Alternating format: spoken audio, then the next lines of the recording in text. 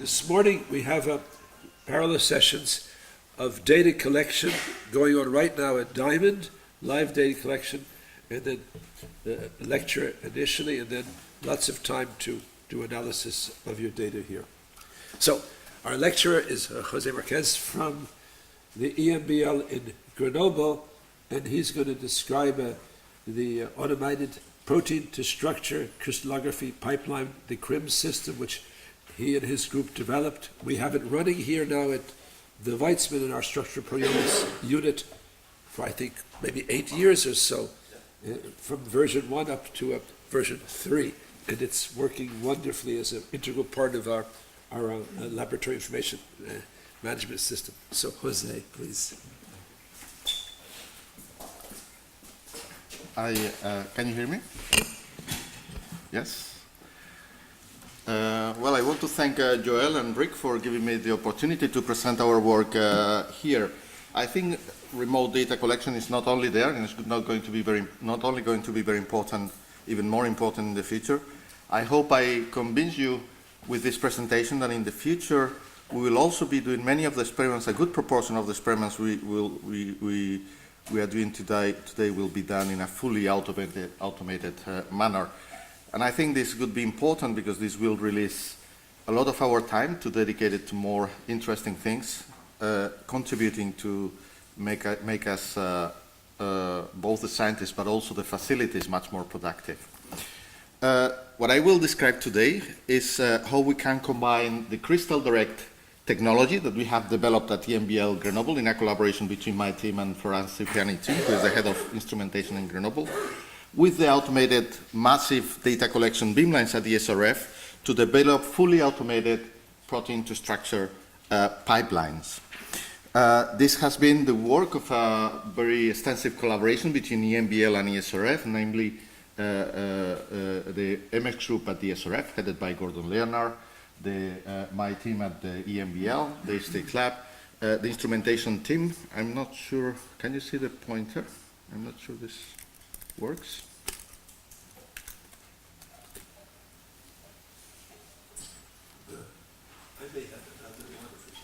Yeah, should be, okay. As I said, this is the result of a collaboration between our team, the MX team at the SRF, the instrumentation team in the EMBL, and the Synchrotron diffraction team at the EMBL. And Irina Cornasio, a staff scientist in my team, has been a major driving force behind this project. Through this project, we have integrated a high-throughput crystallization facility, our lab in Grenoble, with the automated crystal mounting technology, the Crystal Direct that we have developed, with the automated data collection at the SRF to provide these fully automated protein to structure pipelines. In my talks, typically I focus on how the hardware, how these pipelines work, but in this context I'm going to focus rather on the software aspects. With these new pipelines, we have been able to provide 3 new scientific services: a protein to structure pipeline and 2 pipelines for small molecule screening. And all these services are available through the easy-funded INEX project, so you can, if you are interested, you can apply for funded access to these resources. As I say here, I will focus more on the software side, and it is easy to neglect how much effort it takes to actually write software and make software that works reliably, and which is, has a certain level of ergonomy. Through this project, to make this project possible, we had to integrate the crystallization information management system that Joel has mentioned and that we have developed in my lab with the ICE5V system that is being used for data collection at the ESRF and other synchrotrons around Europe. During this project, we also had the opportunity to collaborate with the global facing team, which is expert in crystallographic data analysis, and we have been able to also add to the pipeline automated pipelines for fragment screening, for the analysis of results from fragment screening projects based on the pipeline software developed by global facing. I have the chance to present this work today, but actually the actual heroes are here. Peter Murphy and Michal Jambros are CRIMS developers in my team. Stephanie Monaco and Alejandro de Maria and Solange Delanier are leading the ICE5V work at the ESRF. And as I mentioned, the global phasing team headed by Gerard Bicogna has also contributed to this fragment screening analysis in a very important way. This is the outline of my talk. I will very briefly present the Itsik lab. I will present the crystal direct technology so that you know how it works, and then I will illustrate how we have integrated this technology to provide these fully automated crystallography pipelines. And if we have time, we can discuss about the perspectives that this could open. The Itsik lab is a large-scale user facility. We are located at the EMBL Grenoble outstation, which is here, just next to the ESRF. We just in the last 5 years, we started operations in 2003, but just in the last 5 years, we have supported more than 400 users. We have supported over 800 users over the life of the facility, and we perform over around 1 million individual crystallization experiments per year. Many of our users are outside Grenoble and send the proteins to Grenoble through FedEx to be processed by dedicated operators, technicians that you see here. And as I say, funded access is provided through, at this moment, the iNext project funded by the European Commission. The Itsik facility has all the instrumentation required to perform high-throughput crystallization experiments. We use a mosquito crystallization robot. We have 3 crystal farms at 4 degrees, 20 degrees, and we have equipment for preparing rapidly optimization screens so that you can go from initial hits to optimization rapidly, and we have a series of alternative crystallization approaches like microfluidic approaches, etc. We can also work through a collaboration with the IBS, who actually implemented, which is the Institut de Biologie Structurelle in Grenoble, who actually implemented a protein facility for the crystallization of membrane proteins. We are now able to also support this type of crystallization experiments that, as you know, are very challenging, and there is a number of possibilities, including LCP crystallization, but also LCP FRAP experiments, which are very interesting in this case. I won't go into the detail here, so I say I will try to focus on the software aspects. But in the crystallization, in the Itsik lab, we, in addition to providing services, we have a very strong focus on technology development of both hardware. Recently we have developed the crystal direct technology that I will introduce today, and software with the crystal data management system. Actually, CRIMS came out of a necessity. The first version of CRIMS, I think, was in operation in 2005, and as I mentioned before, we perform about 1 million individual crystallization experiments per year, and you can imagine that we have a very high requirements in order of tracking samples, making sure we record record experiments properly, making sure we communicate with the scientists properly about which experiments do they want to do, and then to present, we have to present the results of these experiments to scientists in a very efficient way. And this is basically what CRIMS does, the Crystallization Information Management System. It provides, it's fully web-based. This means that it can be accessed from anywhere. It provides interfaces for the design and evaluation of crystallization experiments. It also integrates input from different crystallization robots, and it allows fully automated data flow. Here we have already early on we made the decision of not relying in supplier software because that could cause dependencies that we would not control, because if the supplier software decided to change something, then we will not be able to follow, etc. So CRIMS is a fully independent software that actually communicates with many different robots, and we have integrated many instruments in CRIMS, liquid handler, crystallization robots, different crystal farms, etc. CRIMS, as I said, was initially developed at the Itsik facility, but rapidly it was also implemented in the other EMBL crystallization labs, in EMBL Hamburg and in EMBL Heidelberg, and this time it became a real EMBL collaboration. And a bit later on it was licensed to several other laboratories in Europe, and actually the Weizmann was a pioneer. I think The first installation here was around 2011, so it has been a very a great placement. It was very important for us to make sure that we could install and make this operating not just at the EMBL but outside the EMBL. So that was very very important. If we count all the users of CRIMS at the different installations, we have a community of about 1,500 crystallographers actively using this system at one site or another. And this is a very important thing because all these users are actually contributing input and giving us input over the years to actually improve our system. And it's a very good validation for the system, I believe. In addition to CRIMS, we also have developed over the years a very strong interest on automated crystal harvesting. As you know, today crystallization happens in very often in automated facilities.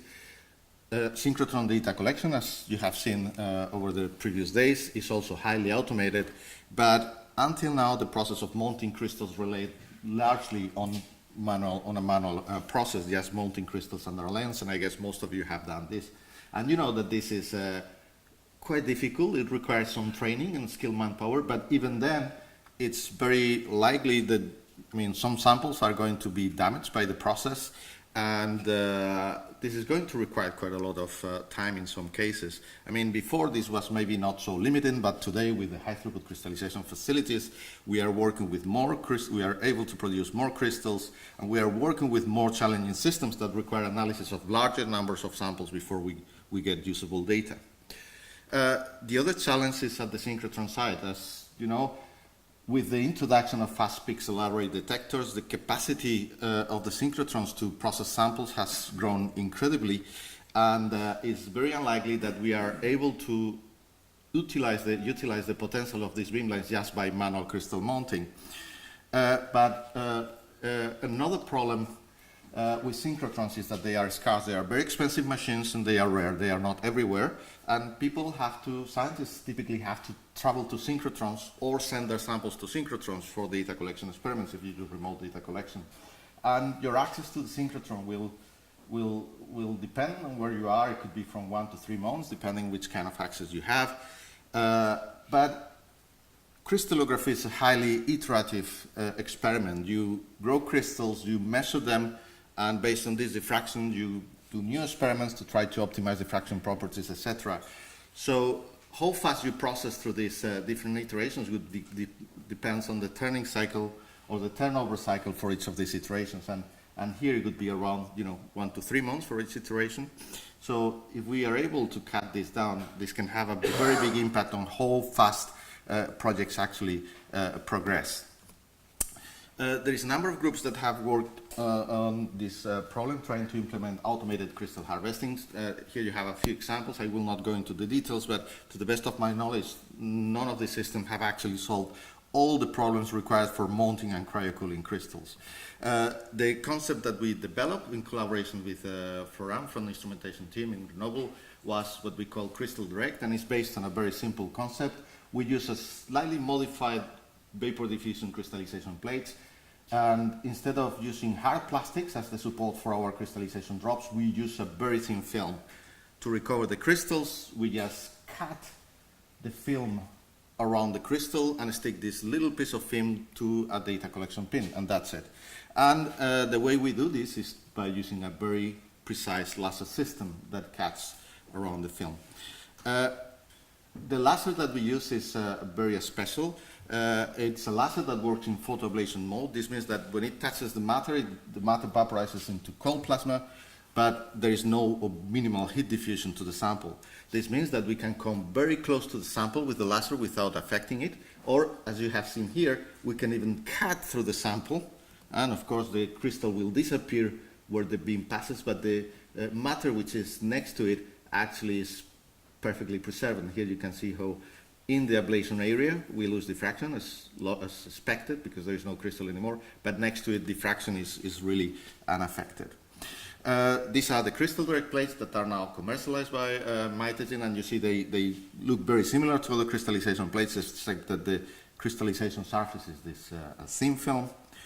And but before we can measure crystals, most of the times we have to cryocool the samples. How do we do this? Well, when we mount crystals by hand, typically what we do is to add cryoprotectants that slow down ice nucleation so that we can cryocool the sample before ice forms. What we do in Crystal Direct is something different. Actually, the problem with cryocooling is not on the crystal. Actually, most of the times, ice crystals grow in the crystallization solution, which is surrounding the crystal, and from then they grow into your crystals and destroy it. What we do is to use the laser to make a small aperture in the film from the outside, and then we very gently remove the crystallization solution thoroughly to leave only what we call naked crystals with a little bit of solution around it. And this is the sample that we will mount. In this sample, there is almost no crystallization solution, so it's very unlikely that ice will nucleate.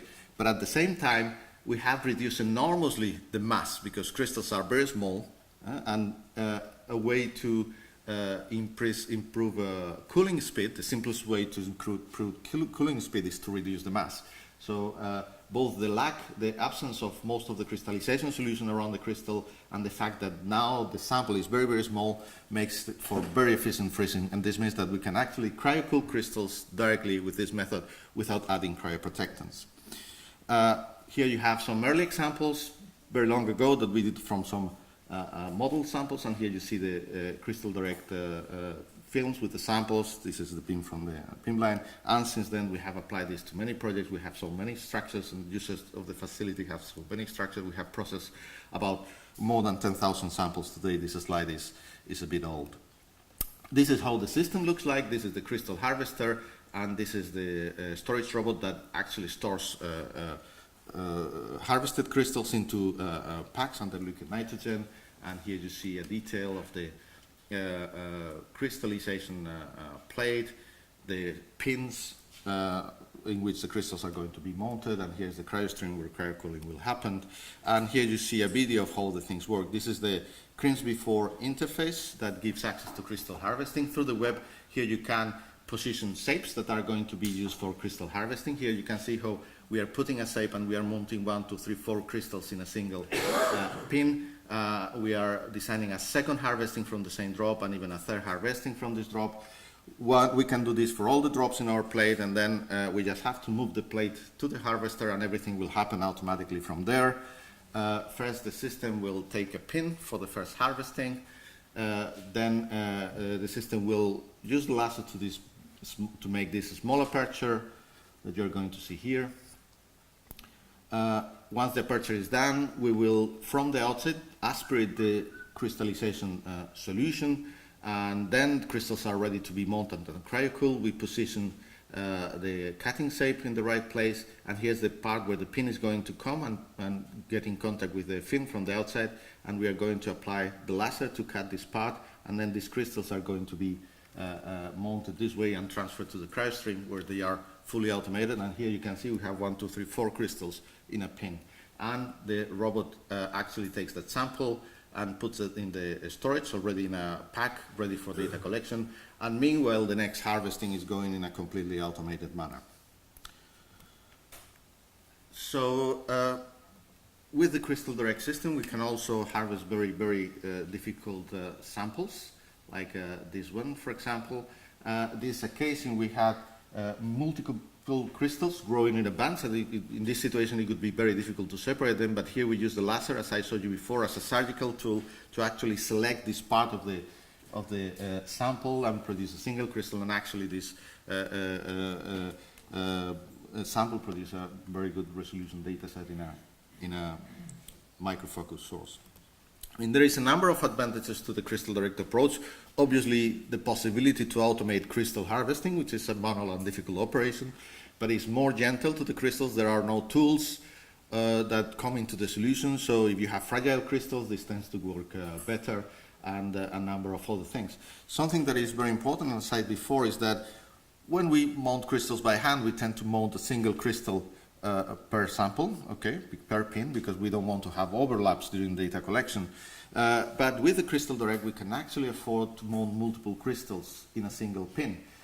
Here, for example, if I decided to mount my crystal here, this would be the axis of the pin, and this would be the axis of rotation of the beamline. So here I may have overlaps between these two crystals, but actually in CrystalDirect we can decide to rotate the pin so that we mount in this orientation. If I locate the pin along this axis, I can mount 1, 2, 3, 4 crystals in the loop, and at the beamline I will be able to perform single crystal data collections from each of the samples without overlaps.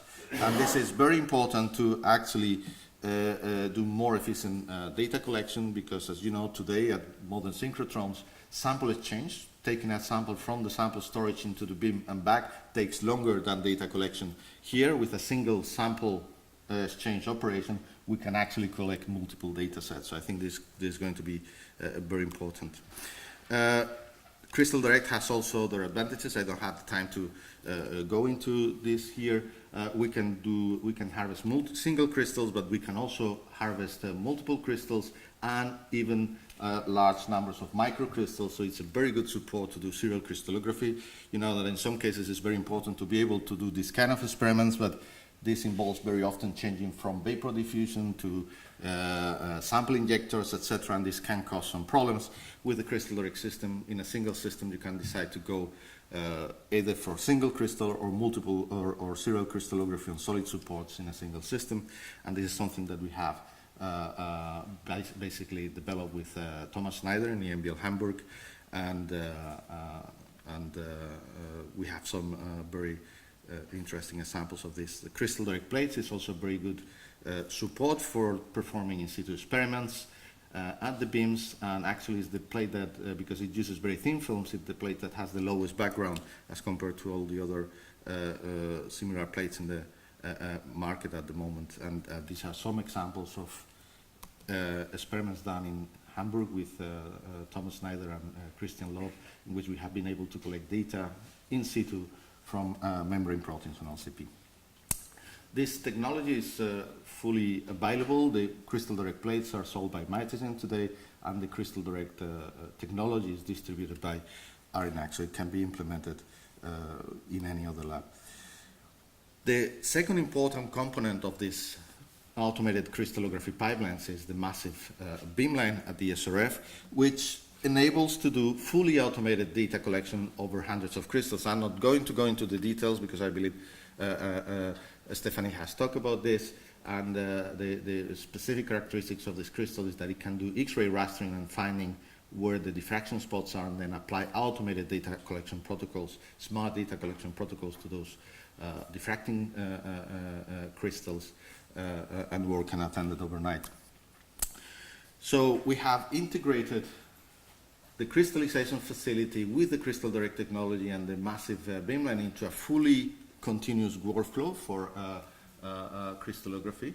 But of course, doing this required providing communication between CRIMS, the Crystallization Information Management System, and ASP-IV at the SRF. And for this, we generated an ASP-IV, an API, sorry, an application program interface, Rick was mentioning it the other day, that actually ensures that CRIMS can send information to the ASP-IV at ESRF about the crystals and what we want to do with them. But once data collections are performed, CRIMS interrogates the ASP-IV system at the synchrotron and recovers pointers and critical summary information so that we know what happens with those crystals and we can actually go rapidly to this data.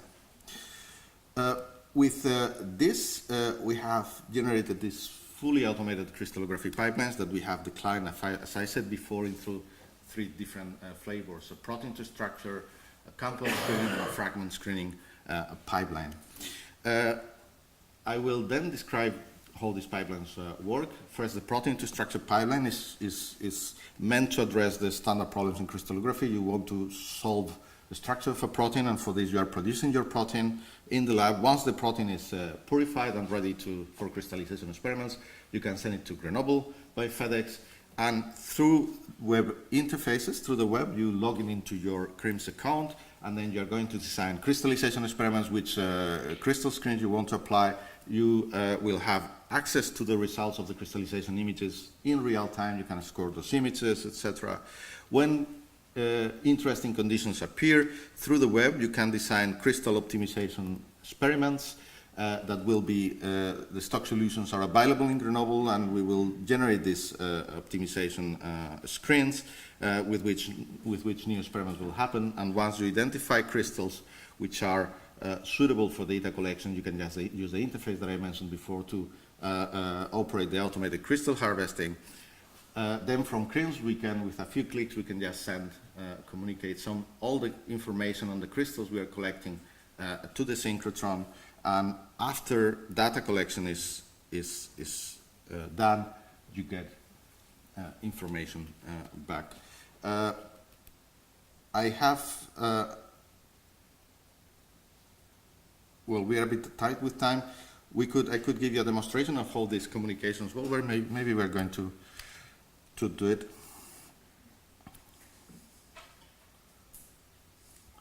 So this is the main CRIMS, well, one of the CRIMS interfaces that gives access to the crystallization place. This is the interface that allows us to look through all the drops, etc. I'm not going to go into the details there. Here you have the details of the crystallization conditions, etc.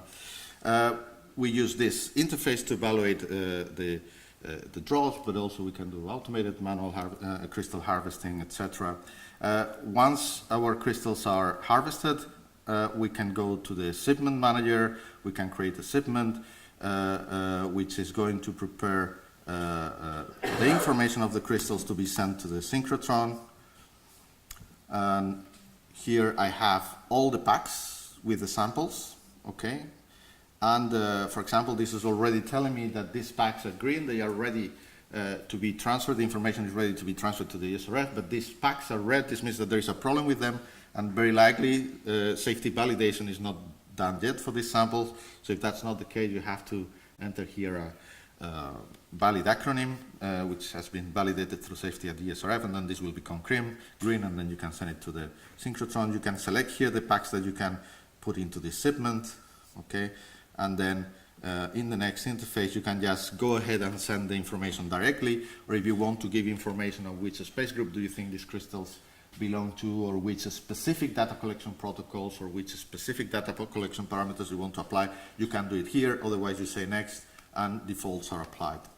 So once this information is sent to the SRF, and either you use the massive bin length for automated data collection, or you go and do the data collection yourself. And once you go back to your home lab, CRIMS, the results, pointers to the results from data collection will be available on CRIMS. This is a crystal manager that contains the image of the drops that generated crystals, how these crystals were mounted themselves, and here we have the summary of results from ESRF. Here you can see how, well, where the crystal was centered, what was the diffraction mesh, the diffraction during data collection, and if there has been automated data processing at the SRF, you will have the summaries there. The most important thing here is that you have a link to SPIB, EXI, actually, that will allow you to go directly to this data. And here, of course, to enter there, you have to sign in at the SRF, you have to use your SPIB, SRF, and so on. So this provides seamless, very straightforward communication between synchrotron and home lab, and can allow you to very rapidly evaluate the results once you are back from the synchrotron. I'm trying to go back to the presentation now.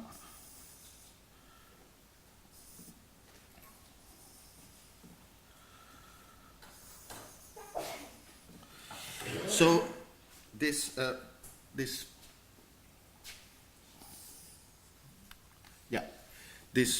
protein to structure pipeline has been used by many scientists that use the facility in Grenoble. I just have a few examples here. This is a project from Gustavo Becerra from the Max Perutz lab in Vienna that was working in a very interesting bacterial protein, which is a potential drug target. I don't have the time to go into the details, but from Vienna he was able to steer the whole process through the web from protein to data, and actually in a very fast period, just 7 weeks, he managed to obtain 3 structures for these projects that represent 3 different conformational states from this project, that for this protein, that actually gave a lot of mechanistic insight on how this proteins work, but also open the way for the rational design of inhibitors that may have some therapeutic potential. And here, what was very important is the capacity to iterate very rapidly through screening and optimization experiments with very rapid data collection, and that is what allows us to do, to process very fast in this project, which otherwise would have required about a year or something like this. This is another example of a student from Argentina who was able to produce, again, 3 structures in a very short time. And I could give you many more examples. As I said before, this kind of pipelines, what we see is that they allow a very rapid feedback between crystallization, between crystal optimization, sample preparation, crystal optimization, and crystal diffraction, which help optimize crystal systems very rapidly. This allows us to do very faster progression from protein to structure, and it's particularly interesting for supporting very challenging projects that are going to require the analysis of large numbers of crystals, for example, membrane proteins or bigger multi-protein complexes. Something which is very interesting here is that by providing these automated pipelines, we are removing many of the manual and complicated steps required for crystallography. And actually, crystallography in the end is quite accessible to everyone. What takes a bit longer is to learn how to deal with crystals, how to operate a beamline, etc. And this is where very often training works, training goes. With these pipelines, all these manual operations and difficult operations are removed, which means that crystallography is actually more accessible. And here you have examples from several works that were done by actually young students, PhD students, that had no previous experience of crystallography, but that using these pipelines, they came from very good biochemistry lab, but using these pipelines, they were actually able to produce very good structures and provide a lot of insight. So I think this is a very important aspect of crystallography going forward. You can say, okay, very good, but this requires manual automated crystal harvesting. Can I use this? Actually, you don't need to do automated crystal harvesting. You can use these CRIMS resources and this concept, even if you do manual crystal harvesting. And in CRIMS, we are now developing a interface for manual crystal harvesting, which is here. The other important context in which we are developing these pipelines is to support ligand screening. As you know, this has been traditionally done in pharma industry to develop small molecules, but there is a growing interest from academic labs to apply these techniques in a way to develop chemical tools that can be used for research, but at the same time, these chemical tools can also be used to prove the therapeutic potential of certain targets, so it's a very powerful tool. I mean, the Structural Genomic Consortium has pioneered this approach on the academic, making these approaches available on the academic,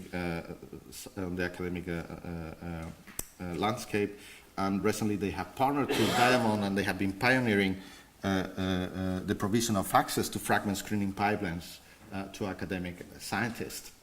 And the crystal direct technology, again, this requires handling with large numbers of crystals, doing soaking experiments, delivering small molecules, etc., so it's quite invested.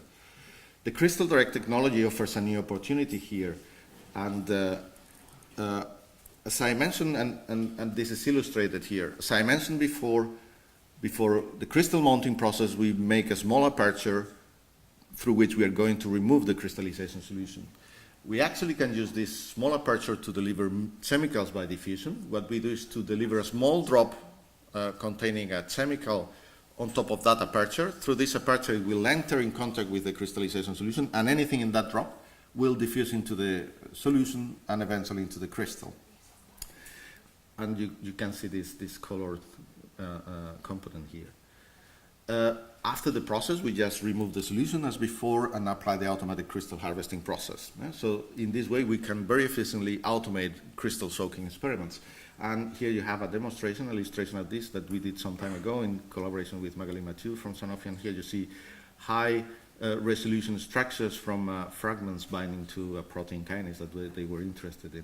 Actually, through this approach, we see that this is much more gentle to the crystals because the fact that the chemical synthesis through diffusion means that there is less osmotic stress to the samples, which means that we can use higher DMSO concentration in the experiments than with manual experiments. Typically, our collections are formulated in 100% DMSO, and we can reach to 4 to 5 times higher ligand concentrations in the final experiments, which in the case of fragment screening can be important. So we have integrated this into the automated crystallography pipelines, and today we can support a screening of what we call focus libraries, relatively small or medium-sized libraries of compounds that have been selected either through in silico screening or through traditional activity assays, or we can support full-scale, large-scale fragment screening, analyzing hundreds to thousands of fragments for a single project through these automated pipelines. And again, these pipelines are available to academic scientists through iNext. To do this, again, we have to upgrade CRIMS, and we had to first develop ligand small molecule databases so that CRIMS can store information about small molecules and manage those small molecules. We had to build interfaces that allow us to do automated crystal soaking experiments, deciding which ligands from which ligand plate go into which crystallization drops, etc. Something that is very interesting in the context of fragment screening or really high throughput data collection, as this pipeline requires, is this capacity of mounting many crystals in a single pin, and actually the capacity of the massive X-ray rastering protocols to actually find multiple individual crystals in a single pin and perform multiple data collections from there. So the combination of crystal direct and massive here is really very powerful to support large-scale ligand and fragment screening pipelines. And I don't have the time to go into the detail here, and of course this connection between CRIMS, between the synchrotron and the home lab is really essential. We could not support this without that. I don't have the time to go into the detail here, but here are just a few examples of the different kind of projects that we are supporting, either focus fragment library screening, or focus ligand library screening, or fragment library screening, and here it is just a few of the hits that we are producing. So you see there is quite a lot of demand in the community for this kind of applications, and we see we are producing quite a good amount of data and supporting a good amount of projects. Now, one important problem on this context is, as I mentioned before, dealing with hundreds, thousands of data sets for a single project, but also finding which crystals, which data set actually have useful information that corresponds to data set that actually have the ligands bound. And in most cases, for example, in the case of fragment screening, the hit rate is about 2 to 5%. Only 2 to 5% of the soaks that you do, of the data sets that you get, will actually correspond to hits. So this clearly requires very efficient pipelines for data analysis. Here we were very lucky to partner with the global facing team led by Gerard Bricon, as I mentioned before, and the Merck, the crystallography team at Merck Serono in Darmstadt, to actually improve and develop the pipelines to be really efficient. And basically, the global facing has designed the pipeline pipeline that actually is able to go from raw images to data reduction, facing, automated refinement, and automated ligand fitting. And what we did was to actually, well, as I mentioned before, we used the API to send information from the crystallization lab to the synchrotron, and once data is collected, we copy this data back automatically. If we had to do this manually, this would be already very time-consuming. And then once the data is back in the disk at the Itsik facility, we put this into a data processing server that actually applies the pipeline, and then CRIMS looks at the results of pipeline for each data set and provide interfaces that allow us to rank and interpret those data sets. So in these interfaces, we can really rank according to different parameters, basically on the likelihood that they contain small molecule hits, and then we have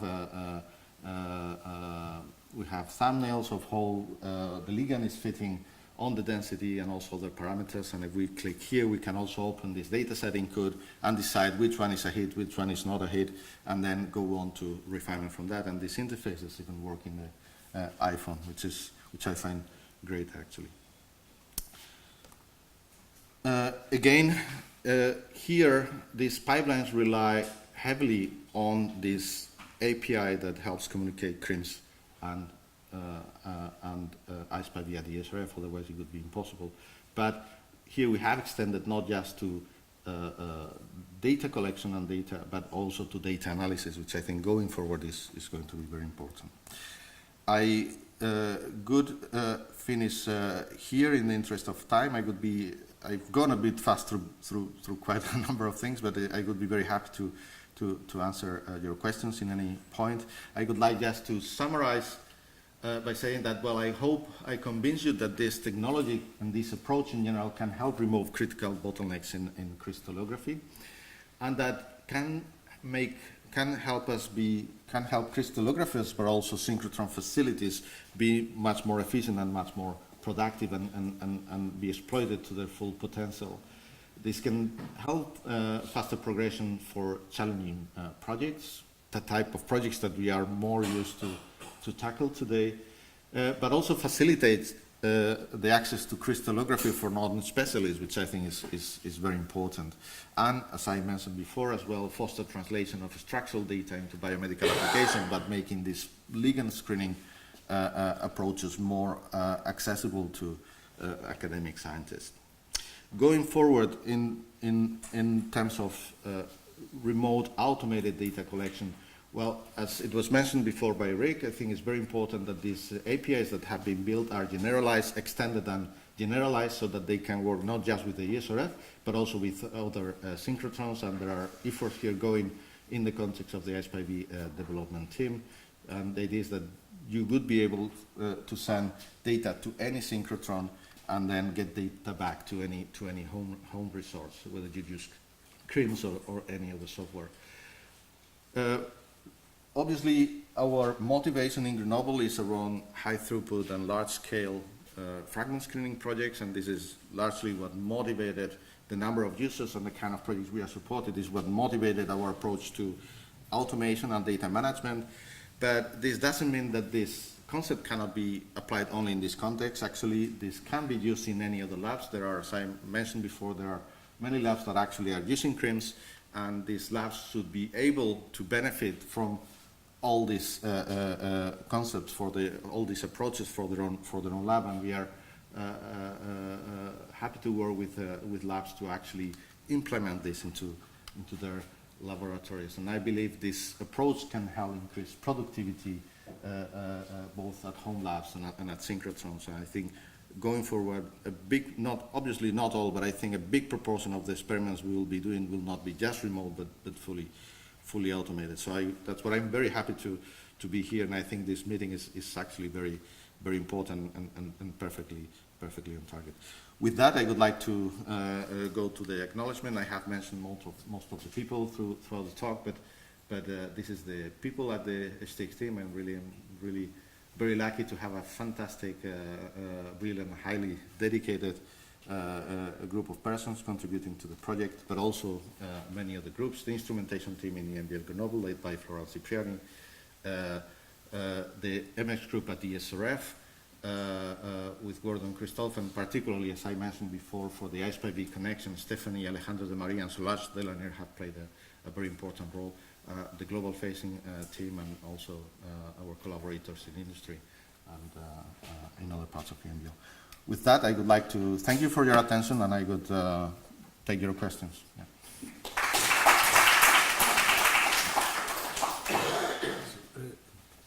Jose, thank you very much. I think it's really quite amazing that something which began initially as a tool to just help manage looking at crystal plates has developed into high throughput, which has impact on, to be surprisingly, on difficult problems, not easy ones, letting people who never did crystallography do it in the biomedical. It's really, it's gone a long way. So questions? Alberto. I have two questions. One is very simple technical one, and one is more sort of philosophical. The technical one is when you pump the water with vacuum, how do you make sure you don't pump the crystal? Well, the crystals typically are sitting, well, the aspiration is very gentle, okay? Aspiration is very gentle, and crystals tend to settle against the film. So is the friction with the film, actually they tend to stay, they don't move much. Sometimes they move a little bit, but most of the time they just stay and the crystallization flow. Now, if you have tiny microcrystals which are in suspension in the drop, you do see that some of the crystals may flow through the aperture if they are really tiny. The aperture is often smaller than the crystals, except for microcrystals. But this is not a problem because the rest of the microcrystals are typically settled on the film as you are removing the solution. So it's like if you see in the bits when the wave comes, it brings the sun, but then when it goes away, the sun gets deposited. So it's even for microcrystals is very very easy to do. Normally, it's not a problem. Okay, now for the most philosophical one. So far, crystallography has been used in rational drug design in what's called the heat-to-lead optimization. So once you have heats, use crystallography to improve them. One of the reasons of that is cost. Normally, ongoing cost of doing one crystal structure is a few $1,000 at least. Now, what you're proposing here is to use crystallography to find hits, so from the very beginning. But now you're screening libraries, so what's the cost now per structure when you do it in some so high throughput so it can be attractive to industry? Well, where we make an impact on cost is in manpower, okay? And for example, that's a very good point that you raise. You can use this in different contexts. For example, the traditional approach is what you say, you do either in silico or high throughput assay-based screening on hundreds of thousands of molecules, okay? From there you get your hits, and it could be hits in the thousands, yeah? Now, it is very difficult, or it was very difficult for pharma companies to actually analyze 1,000 hits from a single activity assay. And actually what they do is to apply a series of biophysical characterization pipelines to actually select which hits they are. But even then, the chemists would look at the hits and will try to guesstimate which ones are more interesting. But already there, they had to compromise and prioritize, okay? And finally, well, that depends on the company, but they would analyze the 10 or a few tens of the most interesting hits. With this technology, and this is basically limited by manpower because they have the size of the crystallography team in the company or in the lab, in this case, will determine how many projects you can do. Here, with this capacity, with very little manpower, you can actually analyze many crystals, and rather than applying crystallography here, you can apply it much earlier. For example, screening 1,000 hits. I don't think we will be able to screen 1 million or 100,000 experiments that going completely directly into that arena would not be for compounds. Okay, would probably not be easy, but we can actually help identify more systematically those hits which are interesting without compromising early on. And I think there can be a very big impact because we can help provide much more chemical diversity early on and a bigger number of leads to start with, because as you know, this is important because most of the leads will actually die. So if you start with more leads, you have more chances to go. So that's a way in which this could be very important. And the other approach is the fragment screening approach, okay, in which you go directly to crystallography as an assay. Here, of course, there is a twist to it, as you know, rather than screening large compound-like molecules of 500 Daltons or more, which are the typical size of drugs and have high affinity and high selectivity, you screen much smaller molecules, which are like sort of the building blocks of a drug. Those will have weaker affinity and lower specificity, but they also have lower complexity. So with a few hundreds or a few thousand molecules, you can actually screen a high proportion of the chemical space. And in that case, yes, directly through crystallography, you could actually achieve direct screening through this different approach. Yes? More of a practical question. So what will we learn to get jobs in the future? Okay, you should learn what is really important. And, when you start crystallography, all this business of mounting crystals and going to a beamline and operate it is really exciting. I found it really exciting. But it's not very useful. In the end, what you care is about the structure, about the biological information that you can extract with it. And everything in between is getting between you and that goal. So I think the point of this is that of remote data collection, of automation, is that you can have more time to actually dedicate it to analysis, to tackle the really biological important questions, okay? And that is key. So you should be doing the same, but maybe dedicating less time to low-value repetitive operations, which means that you can tackle more difficult projects or tackle more projects than you could before. And we see this in the facility, in the old times before all this automation, when you wanted to work with someone or to start a new project, you almost always had to dedicate a new student to a project, right? Today, you can actually screen very efficiently many projects, and then you can actually focus on those projects which are actually producing good results. So that's a big difference in productivity. And you can also support more difficult projects by really applying very intense high throughput approaches. So, yeah. So I think nothing changes except it just gets better in a way. When you explain about like we send you the protein sample and then there's all the pipeline there, how does it work? Like for consumables and costs and whatever? Well, if you're an academic user, the best entry point is iNext. iNext is an EC-funded infrastructure project where many partners in Europe participate and also with the participation of Instruct. And actually, you have a huge palette of offers. So I would really recommend you to go to the iNext webpage to really, you have from crystallography to EM, NMR, you have really a massive resource of offers there. And if you are interested in crystallography or in fragment screening at Grenoble, you will find this offer through in the iNext webpage. You have to write an application, which is a relatively straightforward 1 or 2 pages application. Your application will be evaluated by external scientists, and if it is retained, then you will have fully funded access to the facility. This means that you can send proteins to the facility, operate through the whole pipelines that I described, and then the cost of the experiments are paid by the European Commission. Okay. If you don't want to go through iNext, of course, you can also pay, and we have an academic rate, but I think the number one line would be iNext. If you are a user of the ESRF, the data collection is already covered by your back, okay? But the crystallization, the work at the crystallization facility and the crystal harvesting is not covered. So that I think at the moment iNext is the best option for that. But if you are interested, just send me an email and I will give you more information. And then when it comes to publish the structure?